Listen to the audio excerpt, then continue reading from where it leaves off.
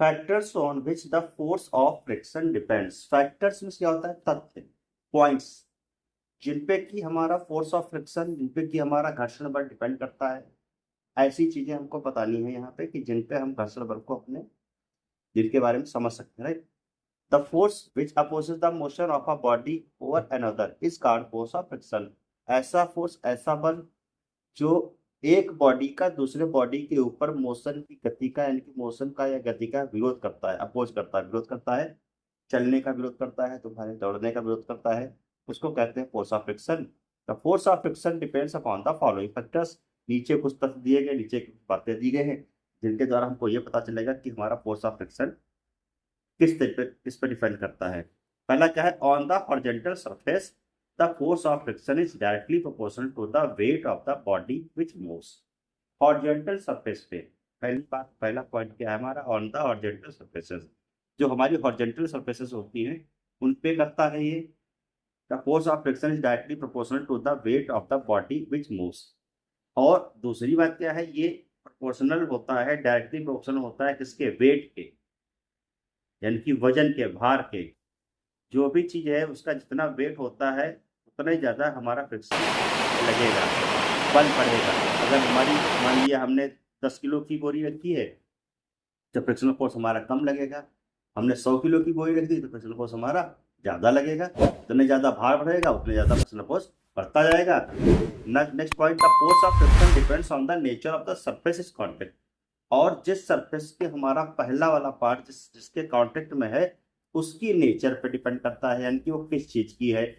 हमारी फर्श में टाइल्स लगे हैं, या हमारी फर्श मिट्टी की है, या हमारी फर्श लकड़ी की है, किस तरीके की फर्श है उस पे हमारा फ्रिक्शन मतलब फोर्स जो है डिपेंड करता है। ठीक है।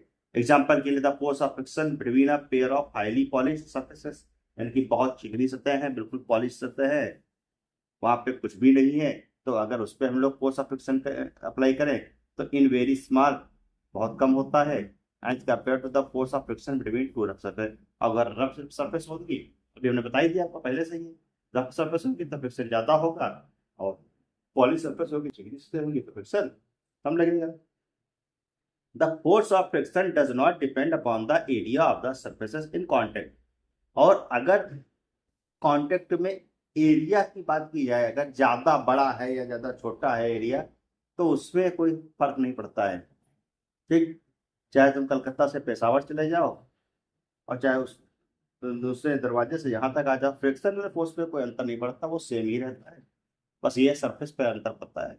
सरफेस के आधार पे friction is a self adjusting force, और फ्रिक्शन जो होता है वो सेल्फ एडजस्टिंग फोर्स होता है। बस अपने आप में, अपने आप ही जो है अपने एडजस्ट होने वाला फोर्स होता है। कंसीडर, मान लो a wooden block on a horizontal table, ये तो एक्टिविटी है, इसको कर लेना है। काइंड्स ऑफ फ्रिक्शन, फ्रिक्शन कितने प्रकार के होते हैं, घर्षण बल कितने टाइप्स के होते हैं उसके प्रकार बता रहे हैं। There are 3 kinds of friction, friction हमेशा 3 प्रकार के होते हैं। पहला है these are static friction, static में क्या होता है? स्थिर। दूसरा है स्लाइडिंग फ्रिक्शन, यानी कि ये जो फिसलने वाला है। एंड तीसरा है रोलिंग, यानी कि लुढ़कने वाला। पहला घर्षण बल कैसा है? स्थिर। जैसे यहाँ पे हमने कोई चीज रख दी है तो इस पे जो फ्रिक्शन लग रहा है वो उसको कहेंगे स्टैटिक फ्रिक्शन। दूसरा है स्लाइडिंग, अब हम यहाँ से लेकर के किसी को खींचते हुए ले जा रहे हैं, वो स्लाइडिंग फ्रिक्शन है। तीसरा है रोलिंग फ्रिक्शन, यानी कि जो पहिए वगैरह, गाड़ी वगैरह चलती है उसको कहते हैं, right. These are describe below, नीचे दिए गए हैं, एग्जाम्पल दिए गए हैं, इनके बारे में हम समझा रहे हैं। क्या लिखा है? स्टैटिक फ्रिक्शन क्या होता है?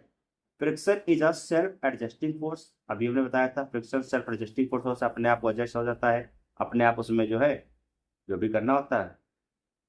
दस when the applied force is gradually increase, यानी कि अगर हमारा फोर्स, जो हम फोर्स लगा रहे हैं, जो बल लगा रहे हैं, यानी कि हम अगर स्पीड में उसको खींच रहे हैं तो ग्रेजुअली इंक्रीज, अगर हम बढ़ा रहे हैं तो हमारा ये फ्रिक्शनल फोर्स इंक्रीज हो जाएगा, बढ़ जाएगा। Force of friction also increases eight the same rate, उसी दर से जितनी स्पीड में हम उसको खींचेंगे उतनी स्पीड में हमारा फ्रिक्शनल फोर्स बढ़ेगा, एट द सेम रेट, उसी रेट में। And the body remains stationary, और बॉडी हमारी स्टेशनरी रहेगी, रुकी रहेगी। This force of friction is called force of static friction. इस फ्रिक्शन को स्टैटिक फ्रिक्शन का फोर्स, यानी कि रुका हुआ जो है इसमें स्पीड वाली बात नहीं है। ये क्या है, स्टैटिक फ्रिक्शन है, यानी कि स्थिर फ्रिक्शन होता है, रुका हुआ फ्रिक्शन होता है। इसको स्टैटिक फ्रिक्शन बोलते हैं, यानी कि एफए बोलते हैं, और simply static friction it is applied force in increase person, और ये ऐसा फोर्स होता है is increase person further, means आगे बढ़ भी सकता है। a stage reaches when the body begins to reach just move, और इस स्थिति में यानी कि जब हमारी बॉडी स्टार्ट हो जाती है, चलना स्टार्ट हो जाती है, तो कह रहा है at this stage the force of static friction is maximum. उस समय ये जो स्टैटिक फ्रिक्शन होता है वो मैक्सिमम हो जाता है, यानी कि रुकी हुई है तब तो है ही है, जब ये चलना स्टार्ट करती है तो हमारा फ्रिक्शनल फोर्स जो है मैक्सिमम हो जाता है, ज्यादा हो जाता है, बढ़ जाता है। And is called the limiting value of the static friction. इसको कहा जाता है limiting value of static friction, यानी कि ऐसी स्थिति जब हमारी कोई भी चीज गति कर रही है, स्पीड में चल रही है, तो जब बिल्कुल कह सकते हैं लास्ट पॉइंट पे जब पहुंचता है फ्रिक्शनल फोर्स, उसको कहते हैं, क्या कहते हैं, स्टैटिक फ्रिक्शन का लिमिटिंग वैल्यू या लिमिटिंग फ्रिक्शन, मीन्स जहां पे ये फ्रिक्शन हमारा खत्म हो सकता है, कह सकते हैं, राइट। नंबर 2, स्लाइडिंग और काइनेटिक फ्रिक्शन। पहला था स्टैटिक यानी कि स्थितिज, दूसरा क्या है, स्लाइडिंग या काइनेटिक, इसको गतिज फ्रिक्शन भी कह सकते हैं, गतिज घर्षण बल, right. The force of friction between the two surfaces in contact when one of them just slides over the other is called sliding friction। देखो हमने अभी बताया है ना आपको, क्या स्टैटिक में क्या है, जब दो चीजें रुकी हुई होती हैं तब लगता है स्टैटिक फ्रिक्शन, और स्लाइडिंग में क्या है, जब दो चीजें एक दूसरे के ऊपर रखी हुई हैं और साथ में गति कर रही हैं, साथ में आगे की तरफ बढ़ रही हैं, खिसक रही हैं, सिरक रही हैं, तो ऐसा फोर्स जो कि फ्रिक्शन यानी कि जो दो सरफेस के बीच में लगता है, in contact when one of them just slides over the other, यानी कि एक वस्तु दूसरे के ऊपर क्या कर रही है, जस्ट स्लाइड कर रही है, फिसल रही है, नहीं सड़क रही है, तो उसको कहा जाता है स्लाइडिंग फ्रिक्शन या kinetic friction. The force required to keep a body in motion is less than the force required to start the motion. ऐसा फोर्स जो उस बॉडी को स्टार्ट करने के लिए लगाया जा रहा है, उससे कह रहा है the force required to keep a body in motion, यानी कि उस बॉडी को मोशन में रखने के लिए, उस बॉडी को गति करने के लिए जो फोर्स लगाया जा रहा है, बल लगाया जा रहा है, वो उस बॉडी को स्टार्ट करने से, चलने के लिए स्टार्ट करने से कम रहता है, ठीक।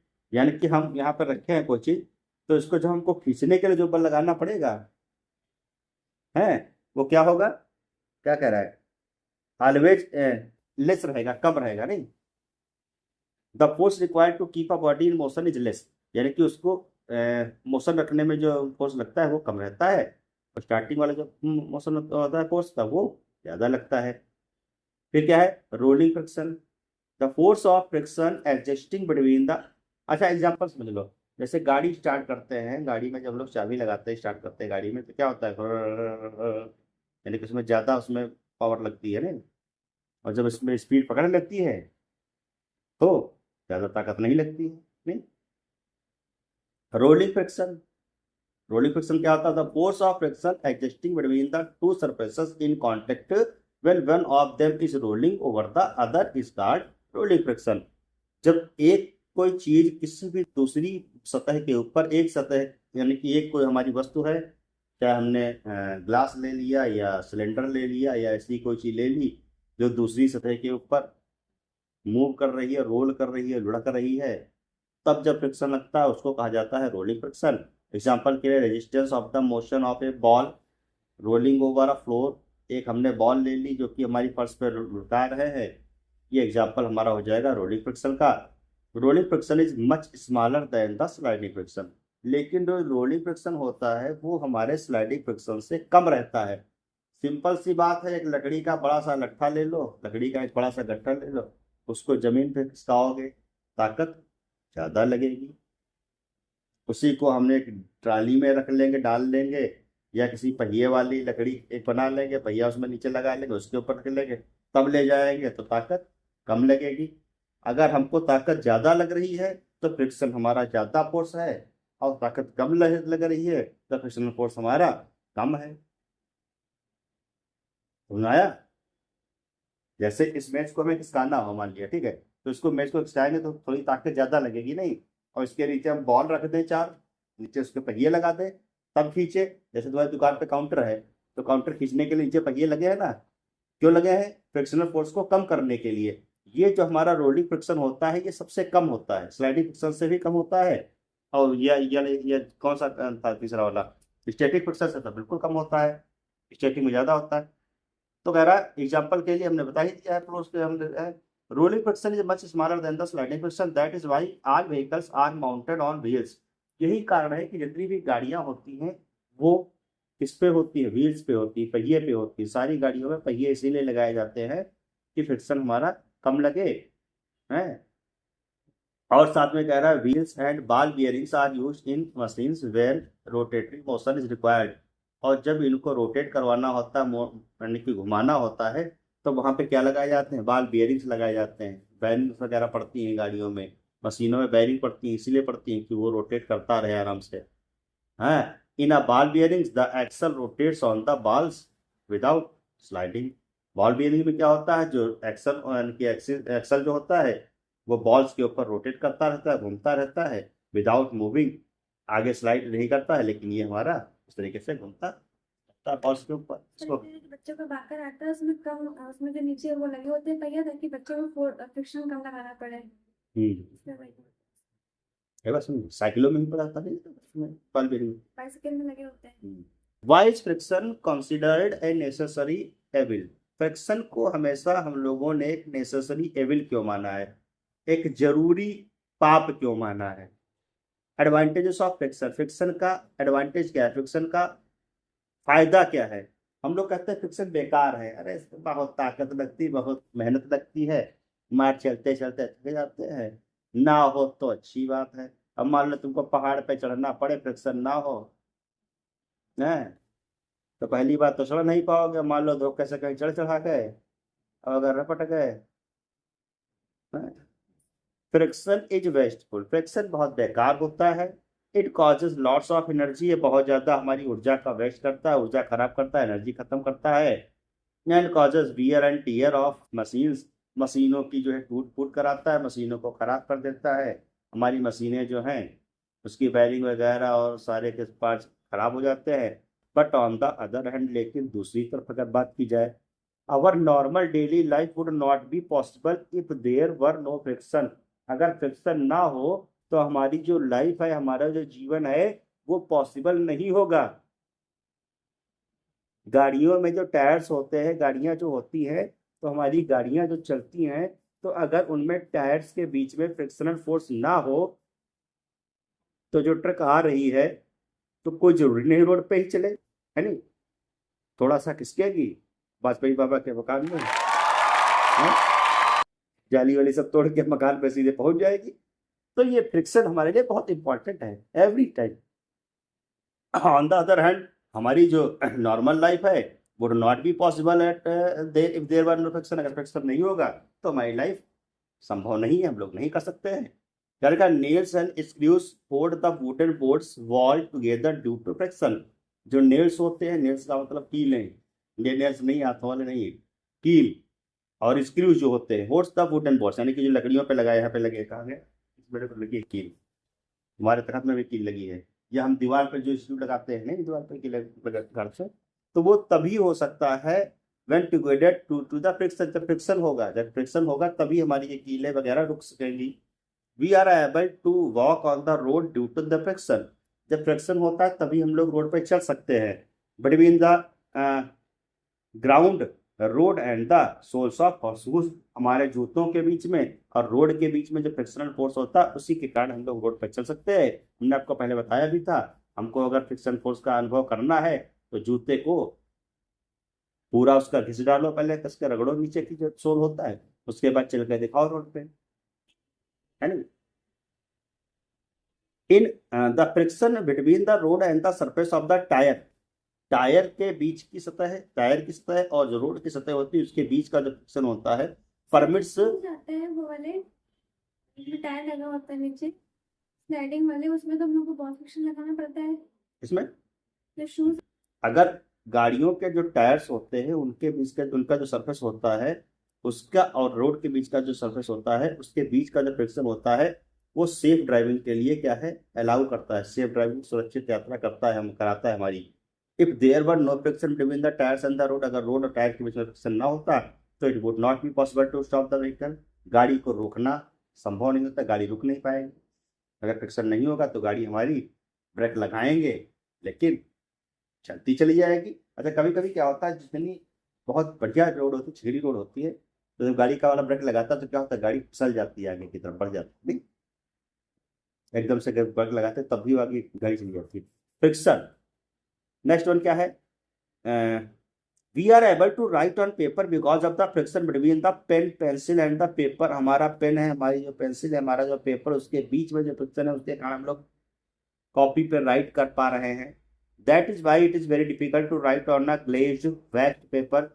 यही कारण है कि जो ग्लेज्ड पेपर होता है, चिकना पेपर होता है, मोम वाला पेपर होता है, उस पर लिखना कठिन होता है। मान लो किसी पेपर को चिकना कर दे उसके, उस पर लिखना हमारे लिए, जब तेल लग जाता है तो उस पर हम लोग लिख नहीं सकते, लिख सकते हैं, ट्राई करना कभी। The application of brakes to stop a cycle. Cycle को रोकने के लिए जो ब्रेक्स हम लोग लगाते हैं, स्कूटर को रोकने के लिए, कार को रोकने के लिए ब्रेक लगाते हैं, is possible only due to the friction. Friction के कारण ही हो सकता है between the brake lining and the rim of the wheel. पहियों का जो रिम होता है, पहियों का जो ड्रम होता है, और हमारे जो ब्रेक के जो शू होते हैं, उनको रोकने के बीच के जो फ्रिक्शन होता है, इसी कारण से ये रुक पाते हैं। फ्रिक्शनल फोर्स नहीं होता, ब्रेक लगाए रहेंगे, गाड़ी हमारी आगे चलती रहेगी। So we say that the friction is necessary evil. तो हम लोग कह सकते हैं फ्रिक्शन हमारे लिए एक जरूरी पाप है पाप लेकिन जरूरी है, इंपॉर्टेंट है। डिसएडवांटेजेस ऑफ फ्रिक्शन, इसके बाद में जहाँ पे पाप है वहां पुण्य भी होगा, और ये हमारे लिए पुण्य था तो पाप भी देख लो क्या है। Friction is considered wasteful. Friction को बेकार माना गया बिकॉज, क्योंकि friction between various parts of machines leads to a loss of energy. जो मशीन के बीच में फ्रिक्शन लगता है, मशीनों में जो फ्रिक्शन होता है, वो एनर्जी का बहुत लॉस करता है, हमारी ऊर्जा का बहुत ही ज्यादा खपत करता है, ऊर्जा को हमारी बर्बाद करता है। Therefore friction reduces the efficiency of machine. इसीलिए फ्रिक्शन क्या करता है, मशीनों की जो एफिशिएंसी होती है, मशीनों की जो जरूरत होती है, आवश्यकता होती है, उसको खत्म कर देता है, मशीनों के उपयोग को खत्म कर देता है। Friction causes wear and tear of moving machine parts. चलती हुई जो मशीनों के पार्ट्स होते हैं, मशीनों के जो अंग होते हैं, मशीनों के जो भाग होते हैं, उनको वियर टियर कर देता है, तोड़ फोड़ देता है, खराब कर देता है, बर्बाद कर देता है। ठीक है, अगली हेडिंग है वेस्ट टू इंक्रीज फ्रिक्शन, इसको कल पढ़ाएंगे।